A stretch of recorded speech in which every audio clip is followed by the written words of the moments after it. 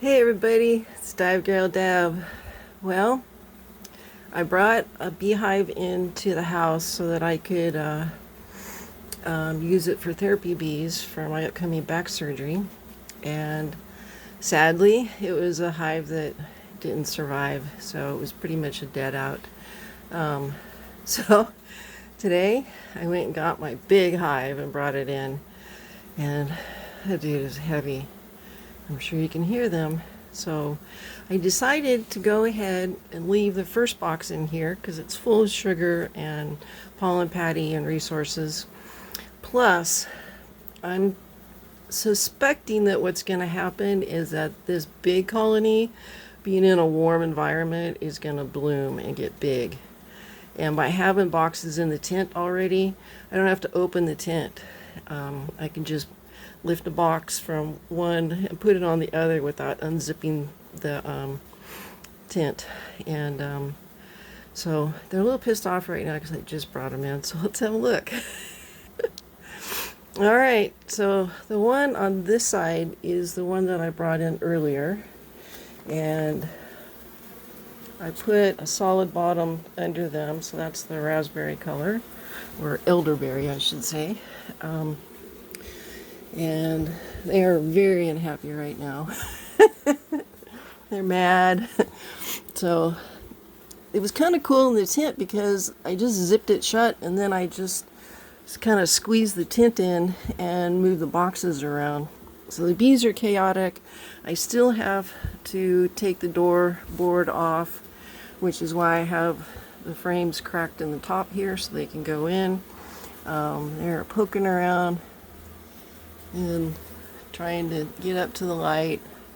Then they're just going to be mad for a while till they figure out where they're at. And that's okay. It's going to take time for them to settle down. Probably tomorrow they'll settle in a little bit better.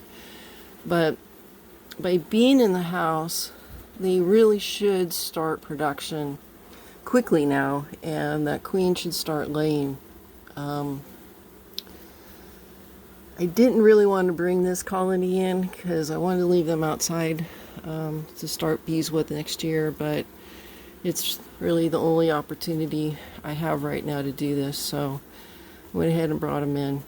This top box is about 50 pounds, which is why I had to split the colony because it was just too big for me to carry all together. And I took my lid here and used as a bottom board, and then that is a bottom board, and just divided the two boxes. And took my ratchet ties here and strapped them together. I didn't film it because you guys got to see me bring in bees before. So at least now I've got a good, strong colony of bees. I should be able to take all the bees out of here that I want. Yesterday I went out and I kind of cracked the lid a little bit, took a peek, and there was a wave of warm air that came out, which gave me a lot of confidence in this hive that there's a lot of bees in there creating body heat. So this is a nice strong colony. So I'm going to give them some time to settle down, and when they do, I'll give them some syrup because they're going to need a water source because they can't get outside for water, and it'll be a little drier in the house than it is outside with the heater going. So I'm going to make sure I keep water on them. The first thing is to just leave them alone right now and give them a chance to settle down, try to reorient, and find out where they're supposed to be. So that's going to be the first thing. So I'm just going to leave them alone. They're very angry right now for having been moved. So I'll leave them alone. I'm not going to leave that lid cracked for more than about an hour here because I don't want heat to come pouring out. So until I can get that door opened up and get that board off that's on there. There we go. We'll focus. Wants to focus on the screen. So I'll zip that off, and that'll be an opportunity for them to go in and out. They do have a candy board on top with an upper hive entrance, and once I can get to where I can reach in there and work with them, I'll open that up for them because I don't have to worry about robbing in the house. all these like outdoor problems that you have with bees, you don't have as many indoors. So I'm kind of excited about this experiment overall to see how this is going to work. I kind of think the worst thing that's going to happen is that they're going to outgrow these 2 boxes. But like I said, I could just reach through the tent and take that lid off, pick up a box here, set it on top, and put a lid back on them. And it should be pretty easy to give them more space. So these will probably stay in the house until April or May, depending on my surgery schedule. However, that comes down at the end of the day. So, yeah. Oops. This is going to be something I've never done before. I've thought about doing.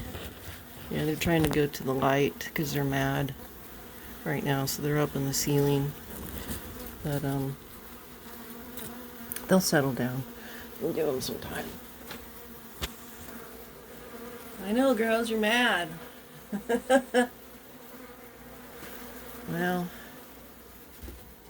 I think it's going to work out good at the end of the day. So that's the latest. It's kind of nuts, I know.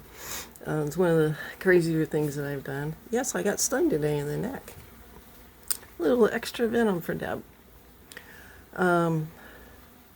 Yeah, so tomorrow I go in for an x-ray and then to go and talk to a neurosurgeon. We'll see how that goes.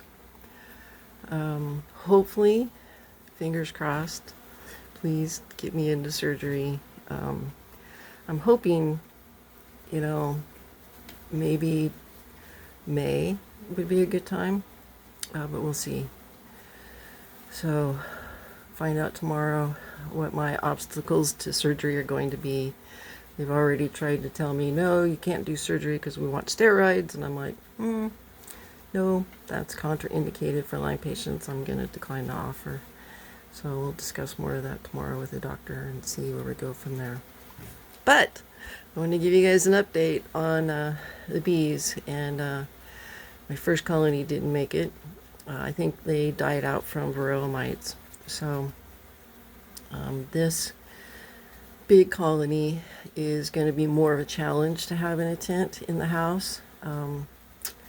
But at the end of the day, it's all right because I'll have unlimited bees.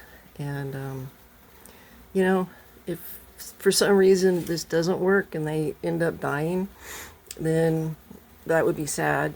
And I'll be able to buy some more packages in the spring to replace them, or to gather some swarms. So if this fails, it's not the end of the world. It would be sad. But it is an experiment. I don't think this has ever been done before, especially in apitherapy. So here we go. I'm going to give it a shot. Hive number 2 in the house. Alright guys, I'm going to go lay down because I'm kind of hurting now. And I have a few things that I need to go finish up outside before I crash for a while and recover. So if you're interested in learning more about bee venom therapy, you can join the Facebook group, Apitherapy to Treat Pathogens. The protocol is there, and of course there's videos. There's so many more resources than when I started. I get people that call me and they want me to hold their hands and stuff, and it's like, you've got to have an eternal drive to want to do this. So it's not rocket science. It's pretty easy at the end of the day. So give it a go. It's inexpensive, it's highly effective, and it's all natural. It works with your body. So venom's amazing. And as I mentioned in my previous videos, I'm going to do some surgery prep is what we're doing here. And a lot of people remember when I did my surgery prep about 4 or 5 years ago. I did really massive sting patterns. I was doing 20 to 40 stings a session in my lumbar area, and it worked. My doctor was floored. He was just absolutely shocked at how quickly I healed because of this. So the goal here for me is to do this high level of sting patterns again to my lumbar area so that I can knock out all the pathogens and prepare the area with a clean operating field for the surgery team. So there we go. And I know there's people out there wondering how many bees got loose in the house. And I think the answer is none, but 2 of them rode in on my clothes that I didn't feel and had to be brought into the tent. But 2 out of thousands, not bad at all. So it really went pretty easily at the end of the day. And yeah, so it's going to be an interesting experiment. This is definitely one of the crazier things I've done, but I'm curious. I like to explore and to learn and try new things. So here we go. This is just a much bigger scale than our tiny apiaries in a butterfly enclosure. It's the same principle though. Alright guys, I'm Dive Girl Deb. Love you guys, and subscribe to the Flippin' Lyme Foundation if you don't want to miss the next episode of bee venom therapy, keeping bees in the house. It's crazy, I know, but I think it's gonna work. Bye guys, love you.